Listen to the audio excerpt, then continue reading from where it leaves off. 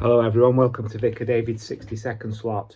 Jesus talked about taking the narrow gate rather than the wide road taken by many people, the narrow way as opposed to the wide way. Well, one way of thinking about this is an experience that happened to me. One day I came into this study to find a strange, burning, acrid, smoky smell, and indeed a plume of smoke coming up. And on inquiry, it was actually coming from the equivalent, not this one, but the equivalent of this, my landline phone. And I didn't know what was happening. I ran into the kitchen where at the time an electrician was rewiring the whole kitchen, and told him what had happened, and he did what I would have done probably, which is to run down to the cellar and turn off the electricity. Later got to the bottom of the problem. It wasn't his fault, but due to work that he'd done, it exposed a problem that had been there for quite a time. A wire had become trapped between the back of the oven and the side of the oven, and due to the change in electric circuit, basically the electric circuit had gone through the insulating cable and was generating another current, and that current found the path of least resistance, which was the phone line, to the actual phone. The path of least resistance.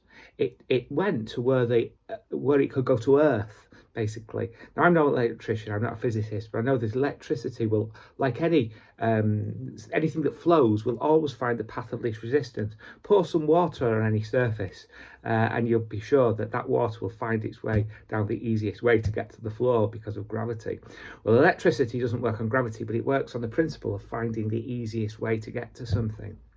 And that, I think, is what Jesus was talking about in the two ways, the narrow way or the wide way, the hard way or the easy way. All of us, when faced with decisions, when faced with important events, when faced with different directions in life, are tempted to do what is easiest. And that's not always, not necessarily, it doesn't always have to be, but it's not always what is best. Sometimes the harder way is what will lead to good outcomes, will lead to good results, will lead to health, healing, wholeness and happiness.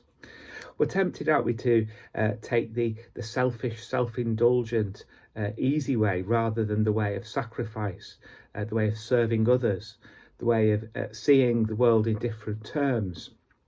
We're tempted to serve ourselves instead of serving our neighbour. And that's what Jesus was talking about. It's very easy for us to be tempted into taking that easy path, that way that is taken by so many, and including very often, if we're honest with ourselves.